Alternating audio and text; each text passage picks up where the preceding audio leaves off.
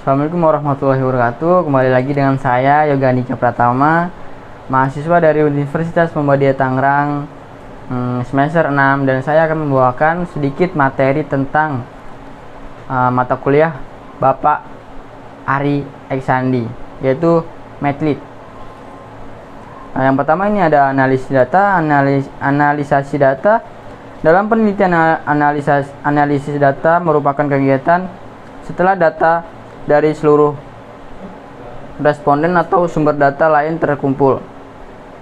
Ada kegiatan dalam analisis data adalah mengelompokkan data berdasarkan variabel dan jenis responden.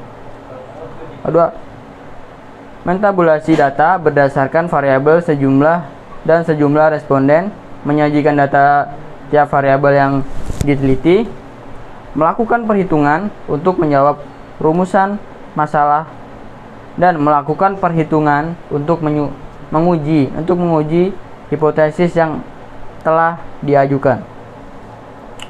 Untuk penelitian yang tidak merumuskan hipotesis, langkah terpikir tidak dilakukan, langkah terakhir tidak dilakukan. Ada metode penelitian analisa data. Teknik analisa data dalam penelitian menggunakan statistik.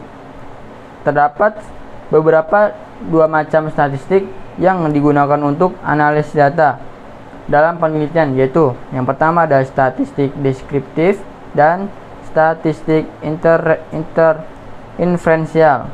Meliputi ada statistik parametris, statistik non-parametris. Macam statistik untuk analisis data ada statistik deskriptif, statistik inferensial, dan statistik inferensial ada statistik parametris dan statistik non-parametris.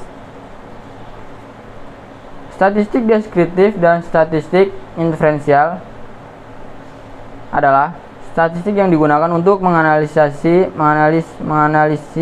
data dengan cara mendeskripsikan atau menggunakan data yang telah terkumpul, sebagaimana adanya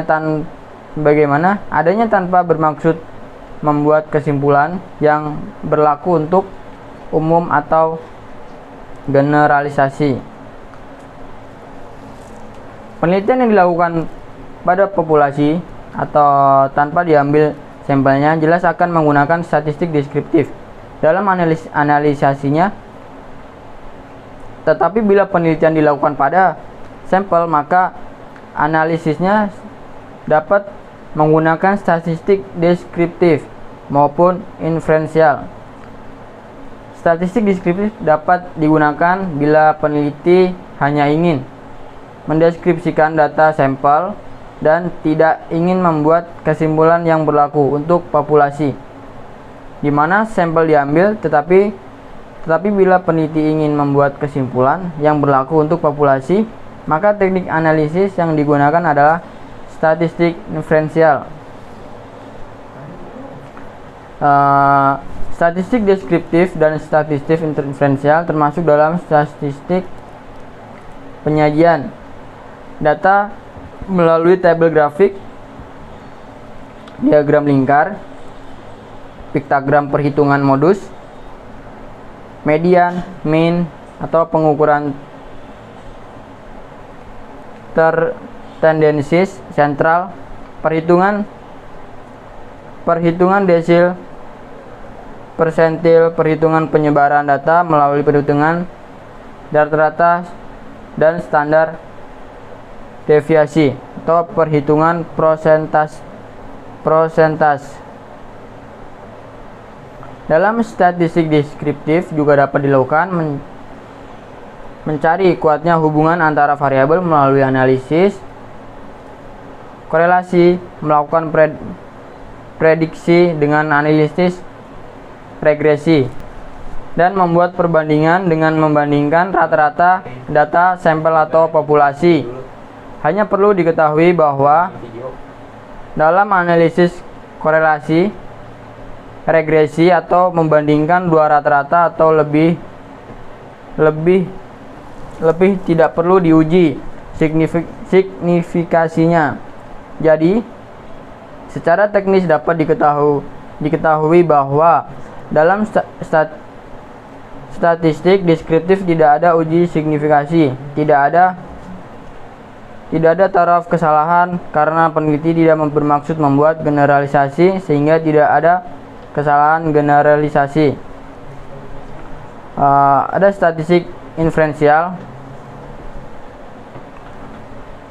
Statistik inferensial sering juga disebut sebagai statistik induktif atau statistik probabilitas. Adalah teknik statistik yang digunakan untuk menganalisis data sampel hasilnya diberlakukan untuk populasi. Statistik inferensial digunakan bila sampel diambil dari populasi yang jelas dan teknik pengambilan sampel dari populasi itu dilakukan secara random yang disebut statistik probabilitas. Karena kesimpulan yang diberlakukan untuk populasi berdasarkan data sampel itu. Kebenarannya bersifat peluang probability. Suatu kesimpulan dari data sampel yang akan diberlakukan untuk populasi itu mempunyai peluang kesalahan dan kebenaran atau kepercayaan yang dinyatakan dalam bentuk persentase. Dan ada juga statistik parametris. Statistik parametris yang digunakan untuk menganalisis data, interval dan rasio, sedangkan statistik non parametris, statistik yang digunakan untuk menganalisis data nominal dan ordinal.